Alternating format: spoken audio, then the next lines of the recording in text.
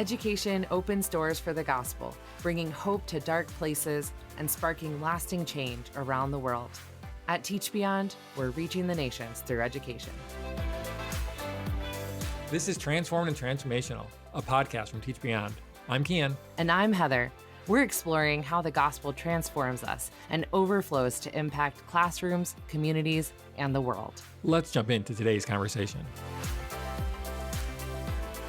We are back for part 2 of this story with Alan McIlhenny, who was our guest last week as well. Yes, last week we heard Alan's story of moving from Northern Ireland to the Seychelles and back to Northern Ireland and to Nepal, and then back to Northern Ireland and traveling the world with an international charity.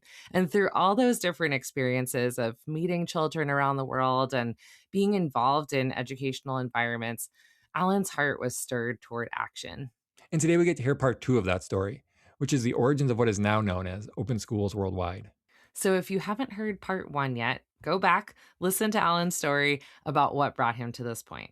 Let's go over to part 2 of this conversation with Alan now.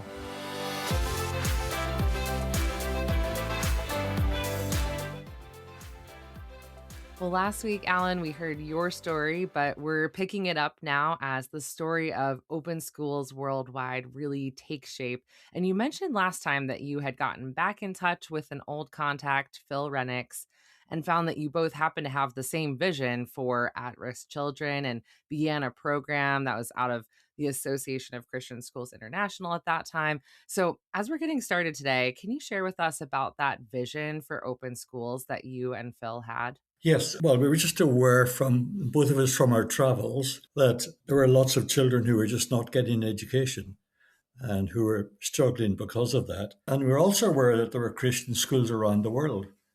And a lot of those Christian schools were wanting to do outreach in their community. But they were doing things like feeding or clothing, but none of them were doing education. And so that was a surprising thing to me. We were very aware that Christian schools wanted to reach out in their community, but they were doing feeding programs, things like that. And it was surprising to me that they were not doing educational outreach. So really our vision was, how could we inspire and equip Christian schools to reach out in their community and give education to children who didn't have any? So that was really our starting point.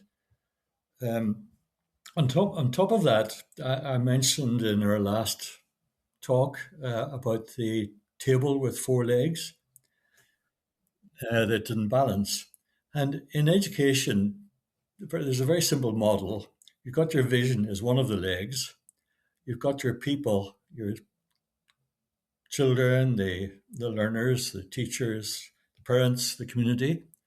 Then you've got your resources, your materials, so on, is another leg.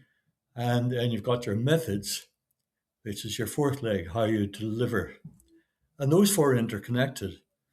But what tends to happen in many countries around the world is they've just taken a system from colonial days, possibly, that was designed 100 years ago, 200 years ago, and they haven't really thought through their situation. So really we went back to basics. What were the needs of our children? What was the implication on that on the resources we have? And what methods could we use? And what was our vision? So you tie all those 4 together and make adjustments. And of course, as you look at all those 4, intersection of those 4, as a Christian organization, the intersection is the cross. So we want to put Christ at the center. So that was the sort of framework that I had in mind for developing what became Open Schools. You kind of quickly said this. You said we have to go back to the basics, which is not a small thing to do. Like that is a big undertaking to go back to the basics for what it would look like. So how did this come to fruition? Did it take a lot of time? Was it kind of like, here's our idea, let's do it, and it could happen kind of quickly? What was that journey like as you walked through that? Lots of cups of coffee. Well, Phil suggested we started in South Africa because ACSI had just opened an office there, and it was a good opportunity to have a base. Um, Also, we wanted it to be owned by the people on the ground. So even though I was setting this up, I didn't go and live in South Africa. I worked from Northern Ireland and made trips out. So an important part of our program was we wanted it to be owned by local people and not something that was imposed on Africa from America or from UK. Uh, so I lived in Northern Ireland, but travelled out to South Africa and spent quite a number of weeks traveling around, meeting Christian school principals, meeting pastors and interested people, and eventually got together a team of people who were interested in the idea. And from that team of people, we identified um, possible curriculum writers, and we set up a management team and a team of writers. And I acted as the sort of guide for that. So that was fun. Traveled all over South Africa, met lots of fascinating people, and drank lots of Mm. cups of coffee. That's great. As we're continuing in this story, it just makes me step back for a minute and ask, would you consider yourself a visionary or a pioneer, or at the time, would you have considered that? Or was this pretty surprising for you? Because this is, championing something that's totally new. And yet, sometimes that's with someone who feels like they're a visionary or not. So I'm curious, would you consider yourself a visionary or pioneer, or is that surprising? Uh, People have often described me that way. Um, I just see myself as someone who listened to what God was saying and he led. Yeah, I suppose in many ways it certainly was pioneering and visionary, I suppose. Hmm. But a Hmm. lot of it was just asking God, praying about it, and finding the right people and sharing ideas. But yeah, and I've always been someone who likes problems and likes solving them. Yeah. As you were getting started with it, what did it look like for the curriculum to be rolled out? Did you have to pivot a lot, change things as you were doing it, or was it kind of this is your idea and the idea worked in practice? Well, I had suggested the use of volunteers, and we had in mind that we would use senior high school students and that they would go out into their community in groups and teach the kids. Um, so we designed the curriculum around the fact that they were not going to be trained teachers. They were just going to be volunteers who needed a lot of support. So it was a resource-based learning idea with the facilitator as just one of the resources rather than the teacher sitting in front of a classroom. And so we had that in mind as we wrote the curriculum. The math curriculum was great. It was very straightforward. The person who wrote it, Lee, uh, I found her in Cape Town, and she was teaching in a school for street children that had been set up in Cape Town.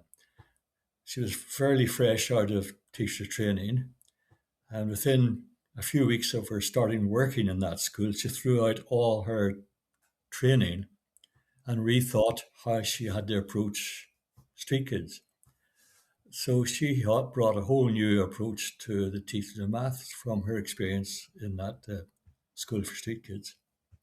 It's called the School of Hope in Cape Town. In the literacy program, uh, we had more struggles. We started off with a sort of picture literacy approach. Um, Tested this in Pietermaritzburg in South Africa at a street shelter for street kids. It was rather embarrassing for the poor lady who wrote that particular program and designed the drawings because the street kids interpreted her drawings in a way that she had never thought of. Mm. They sexualized a lot of the Mm. pictures. So we discovered that what pictures we designed, Mm. what we thought carried a message, was giving a totally wrong message to Mm. these streetwise young fellas. Mhm. So we had to throw that out totally and start again. Mhm. So it took us a couple of years to get the curriculum right. Yeah. But, Yeah. it was fun. Alan, I really just appreciate the distinctive of this program to bring school to children. And you talk Mm. about the maybe schools or specific programs that were set up, like the one Lee was working with, that was already a school for street children. But in many cases, as this has continued to spread, it's going into the location where that child is. So they're not having to travel super far to access this. Is that right? Yes, that was also a key principle for us. Um, a lot of these kids would be working. Um, sometimes they'd be selling on the streets. There's a rubbish dump up in the northwest of South Africa where kids were and their parents were making objects from scrap metal from the dump. And then the kids were at the age of 12 were selling these on the streets of the town. And so our thought was, well, why can't we have an informal group set up near where the kids are working? If they need to break off their lesson and go and sell something, then that's fine.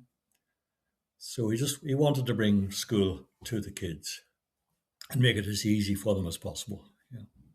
You mentioned the challenge of the curriculum lining up with the needs of the learners and kind of the culture of the learners. What would you say are some other big challenges that you faced in those early days of the rollout and the initially pioneering this program? I don't think we faced many other challenges apart from that. It was finding the right people who understood the children that we were going to be working with. And one of those key people was Vivian Supermoney. His son Jasper works for Open Schools now, but Vivian uh, worked. He was a pastor who worked with the Johannesburg police on trauma counselling, and also spent a lot of time on the street with children who were not in school. So he had a great understanding of the children. Um, we also had set up a task force initially with people from across Africa. Phil Rennicks set that up and I helped him develop it. And we brought experts from across Africa who understood the kids as well. So before we even started writing, we spent a long time trying to understand our learners. And also, it's hard on our volunteers hearing the awful stories that the kids had experienced. So we need to take care of our volunteer tutors and help them because they are being faced with awful situations that children should never have to face. Yeah. Having those key people makes a big difference to be able to trust the voices of the people who are contributing and not have to adapt everything again. That's it. Yeah, and that was the slowest and most frustrating and longest part of the process for me Mm, was finding the right people. mhm, Sometimes finding people that were not right, mhm, and we had to mhm. change track. So again, that was a challenge. Yes, finding the right people. As you're getting started and kind of networking, finding these people, writing the curriculum, trying it out and learning things, did it ever feel like eventually like, okay, we've hit a stride where open schools is now kind of working? We can sit back a little bit and let it play itself out and see how this works and see who it connects with? Or is it kind of always a ongoing struggle to keep it going? Well, we had a couple of very good schools who took up the idea, um, and they really ran with the program, and we had some exciting results from that. But then the challenge came in two ways. One was a number of schools that we thought could have used our material rejected the idea of using their senior students because they said we're going to take these senior students away from their schoolwork. and that's not going to be good for them. But we discovered that the kids who were involved in outreach were actually the best students, and their schoolwork was not affected at all. The other challenge was people were coming along and saying, "We love this idea. Can we do it?" So it was very quickly going outside of the Christian school area and being taken up by churches. So we faced very rapid growth very quickly. And yeah, and because we offer the program free, then it came the challenge of how do we fund this? That's such an interesting point that sometimes rapid growth and like that it really catches fire so well becomes a challenge because then it's like, okay, this obviously is a good idea. It's meeting a need, but we can't even keep up with how much demand there is for it. That's it. And we did get some very good funding. We got funding from Canadian government. We got funding from the Irish government and various church groups, which was great. And we built up the team. But then suddenly the funding dried up. And that was a big challenge to us. We reached the stage where we had 6 full-time staff members working in South Africa, teaching around, I think we're reaching about 3 or 4 thousand children in South Africa. But then the funding for those folks dried up, and that became a big problem. Um, and amazingly, because the program was owned by those people, two of them, well, one of them in particular, kept working even though there was no salary for them. So that was amazing. So the numbers dropped off, obviously, and we couldn't teach as many. So we had a big dip, and then gradually built up again as we got funding from individuals uh, and people who were interested in the concept rather than relying on grants. And let's take a short break for a story from the field. Hi, my name is Abinalambewe, and I serve as the Teach Beyond Zambia National Director. I live in a city called Livingstone, the tourist capital and home of the mighty Victoria Falls, which is one of the 7 wonders of the world. I recently had the privilege of traveling to the Copper Belt to a mining town called Luansha, where we went to serve a community in a training of volunteers in the Open Schools Worldwide program, as I shared on transformational education and the impact of a transformed teacher. I extended an invitation to those that would want to experience transformation, which they would in turn take to their educational program or classrooms. In attendance, among all those almost 20 people, 9 raised their hands and gave their lives to the Lord. This was the highlight of my year.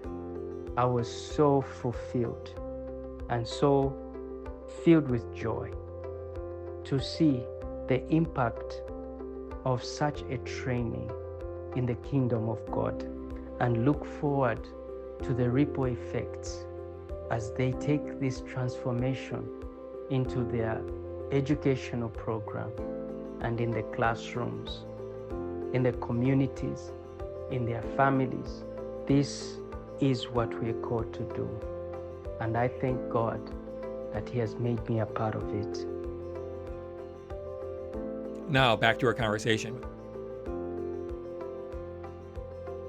Can you describe what this looks like, maybe closer to today? Like, what would someone see if they visit an open schools project, or if they are learning about kind of the model? How is it set up today? What kind of became the end result of all of that tweaking and working on things? Well, it hasn't actually changed very much since we first started. Sure. Um, the curriculum worked so well after we had fine-tuned it. Yeah. After that fine tuning, what After that did it? fine-tuning, it works really well.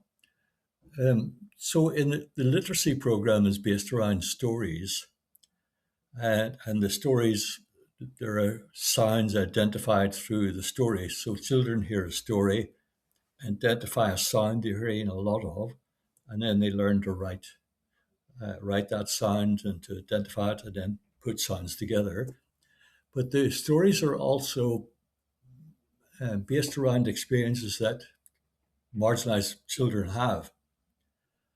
So, for example, when we're teaching the letter F,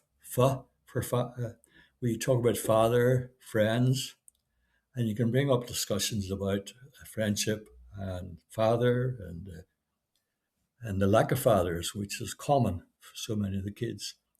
And then that brings up issues of Father God, and we can pray with the kids about the lack of a father figure. We play a lot of games, and we try to make the lessons fun, and we put them in places where it's safe for the kids. That's another big issue for us, finding a safe place where the children can learn. Um, so when we were starting in Cape Town, for example, there was problems with gangs in Cape Town. So finding safe areas in some of the bad areas was difficult. Do you have training for the tutors relating to kind of dealing with that trauma and the teaching side of it, both aspects? Yes, yeah. Um, the tutors before they start get 4 days of training, usually 4 5 days training. It just depends on the situation, and then we try and give them support.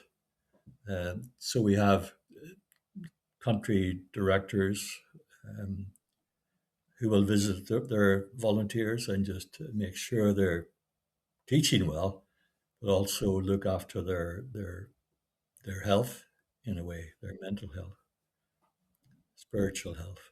Yeah. Um, you mentioned like 6 paid staff were impacting 2,000, 3,000 kids earlier, and it's just amazing to hear those kind of numbers and that kind of impact. As it grew, I know it also has now moved to other countries. So how did that come about? Did they seek you? Did you kind of have a plan of like, hey, we want to move into other areas? Well, we called it Open Schools Worldwide Mhm. because the need was worldwide. Yeah. And there was a bit of pressure on me not to use the word worldwide from people who said, well, you're only in Southern Africa. Right. Mhm. That's a great point. Yeah, a little visionary move right there. Yes, I suppose it was. But I felt the need is worldwide and God is good. God is great. Mhm. So, yeah, we were dreaming big. But we didn't have to seek out growth. People came to us and Mhm. Mhm. the story spread and we got approached by various countries. And sometimes it worked. I mean, right from the beginning, we were expanding. I should jump back a bit. We started off as an ACSI program, but as it grew into churches and spread, the Christian school aspect became quite small. And ACSI serves Christian schools. So it became clear that at some stage we had to rethink where we stood.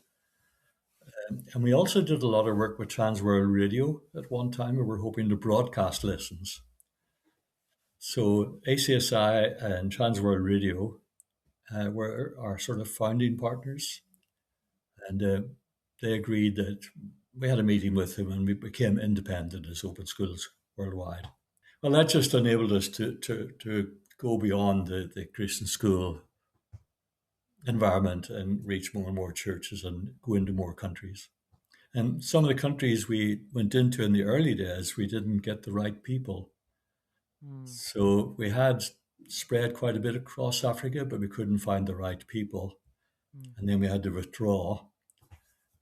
Mhm. And now it is growing again, and the right people are coming forward. So God's Mhm. been good. You have seen a lot of growth. You saw it become kind of a steady, an organization that runs well. And now recently you've also been able to take a step back from direct leadership. You're still involved in the board and advocacy for open schools. What's it like to see open schools continue to grow and expand with you not actually in the leadership role? It's just so exciting. I mean, when Angie, our director, and we keep in touch a lot, and when she tells me that 14,800 kids enrolled now, it just, it brings tears to my eyes. It's it's it's brilliant, and we got the right person in Angie to move this work forward, and joining Teach Beyond, those two pieces really brought open schools to a new level, which is great. Um, we Phil Rennick and I were sitting in Cape Town drinking coffee, and I'm we were noticing a aware theme that, here, the drinking coffee. That's great. oh yeah, yeah, that's very important. We were drinking coffee in Cape Town, and we're just thinking about the future leadership of open schools, aware that both of us are getting on a bit.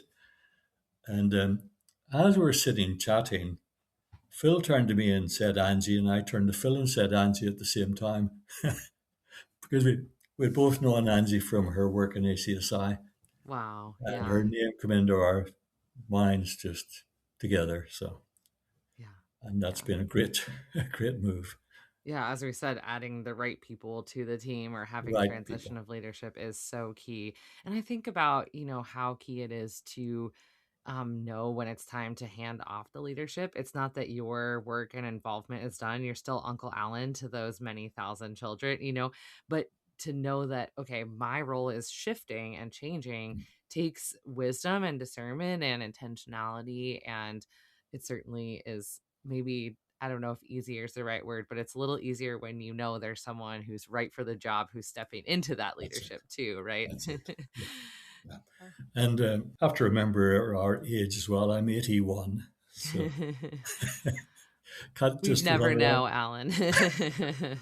Can't just run around with the energy I once had. Yeah, So, yeah, yeah. yeah, yeah. Well, Alan, you say that you strongly believe that people of faith are called to address the issues that contribute to the cycle of poverty and deprivation. And so I'm curious from your experience, what would you say to someone who is indicating interest in wanting to get involved and has a heart for those who are marginalized, just like the heart that the Lord has grown in you over these years, but isn't really sure where to start? What would you say? That's a tricky one, but obviously you need to pray about it and just ask the Lord to open the right doors. I suppose looking back for myself, I've always prayed that the Lord would open a door for something, and if it was wrong, He would close the door, and that I would accept the door closing. Uh, it's easy to jump after things. It's not so easy to say, well, maybe that's not quite right. But it's finding people that you can walk alongside with. It's very difficult to do something on your own. At least I can't do something on my own. But praying for the right people to join me has been a way to move forward, and getting a church behind you, of course.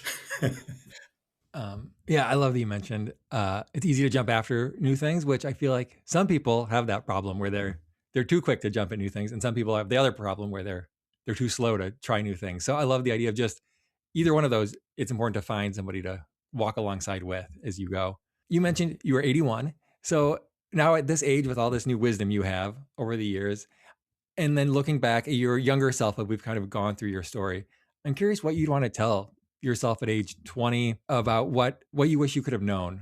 Advice would you wish you had gotten when you were 20, 21, 22? I was a very shy, retiring, quiet person. And if someone had said to me what was going to happen, I would not have anyway believed them. It's just it's just mind blowing what the Lord has done. And what would I say to my shy little Belfast boy who was, I don't know. I just put my trust in God. I think I often said in my prayers, why me? What's going on here? Why is this happening?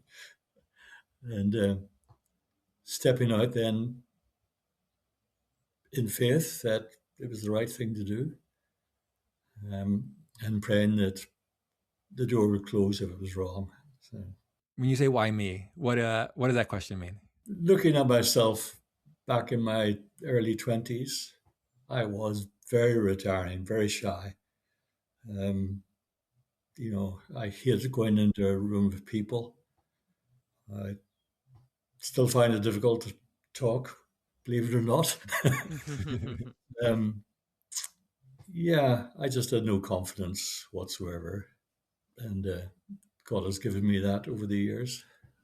Yeah, you mentioned like that shy Belfast boy kind of negatively, but I think back to the beginning of the story that you told us last week where you were so prayerful and offering a blank check to the Lord and saying, send me even to a place you'd not heard of. And so I think about how even in those moments when you felt a lack of confidence or felt like you were not the one to be the public speaker, so to speak, um that the Lord has used you, and that why me is because he wanted to bring about a lot of these new things out of your willingness and obedience, not out of your strength and confidence, right? And so sometimes it takes someone with not a lot of self-confidence but a lot of confidence in the Lord to bring those things forward. So that's really Yeah, encouraging, Alan. yeah, I would agree with that. Yeah. It's easy to say that with hindsight, though. Of course, right. But that can be an encouragement to all of us that as we face those moments where we don't really have the confidence and why would he want me to be doing this, that we can trust the Lord's leading and guidance. Alan, I know you have many, many stories that you could tell about open schools, and you've already shared some of those with us, but we'd love to hear maybe one that stands out to you or is a recent story of how God's at work, just a story that jumps to your mind when you think about open schools. Well, one of the thrilling stories for me was our first university graduate, a young lady called Anna, who was marginalized in her community and discovered by students from um, a Christian school in a village in South Africa. The village was called Nobody Go. So it was but the kids from this Christian school went into the village. They came across Anna and they taught her to read and write, discovered she was very intelligent. So they got her enrolled in the Christian school. And as she grew in the school, she then joined the outreach team and went back to the village where she'd been marginalized and taught children in her village to read and write. And she went on to university and graduated, and now runs a Christian. Part of her, as a volunteer, she runs a Christian radio station, or is involved in a Christian radio station in South Africa. So that thrills me, just to see a kid from Nobody Go becoming an amazing young lady who is a wonderful example. I know that this isn't the end of us hearing about the developments of open schools worldwide. Like this is, just the origins of open schools. And so we'll continue to hear updates on how the Lord continues to grow this program as it expands truly worldwide. And so we are so grateful for this conversation, Alan, for your faithfulness in the twists and turns each chapter. And we're all humbled to be part of what God's doing through open schools. So thanks so much for joining us today. Thank you. Thank you, Alan. We have one final question before we let you go. So you're not quite off the hook yet. All right.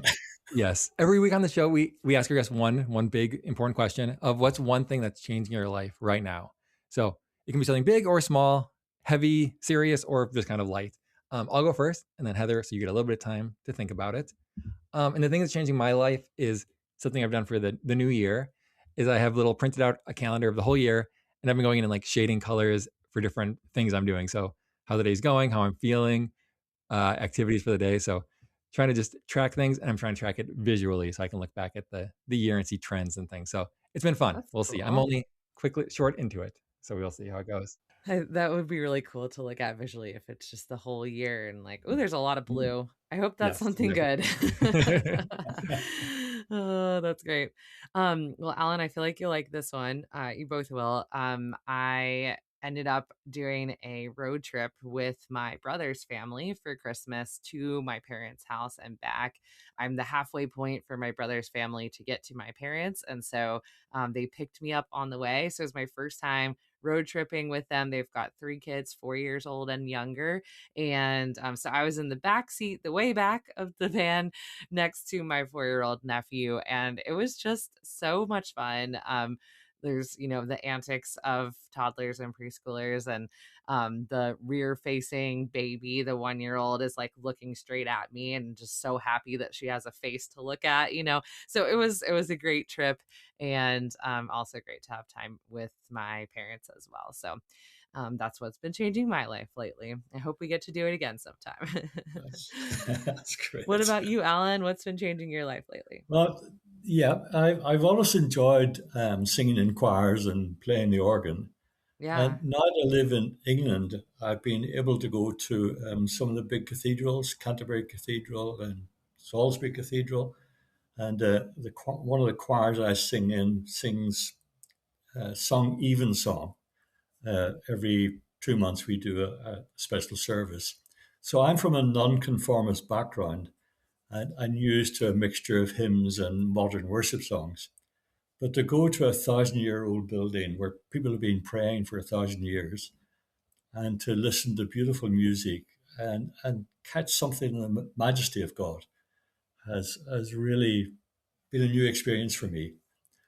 And I still prefer my hymns and modern worship songs, but just every now and again to be caught up in beautiful worship with fantastic choirs and great pipe organ in a beautiful old building is very special. Yeah, I think it just brings a new dimension to worship. Yeah. Uh, Yes, definitely. That depth of history and yeah, just knowing you're connected with the believers over the many centuries is many amazing. centuries. Yeah, yeah, That's really neat. Cool. Well, thanks so much, Alan, for joining us. And we're so grateful to have this conversation with you. great. Thank you. It was so encouraging hearing part 2 of Alan's story about open schools, and just hearing how Alan continues to try new things and go through the doors that God opens for him and try and serve however he can. Yeah. Alan, Heather, and I serve with Teach Beyond, a mission organization reaching the nations through education. And if you'd like to learn more about open schools worldwide, visit osww.org. Want to learn more and get involved? Visit teachbeyond.org or follow us on social media. To help more people find the podcast and hear about Teach Beyond, we'd love it if you would leave a rating or review and share the show with a friend. Be sure you're subscribed or following the show on the platform where you listen so you never miss an episode. And as always, you can reach us at podcast@teachbeyond.org. We'll see you next week.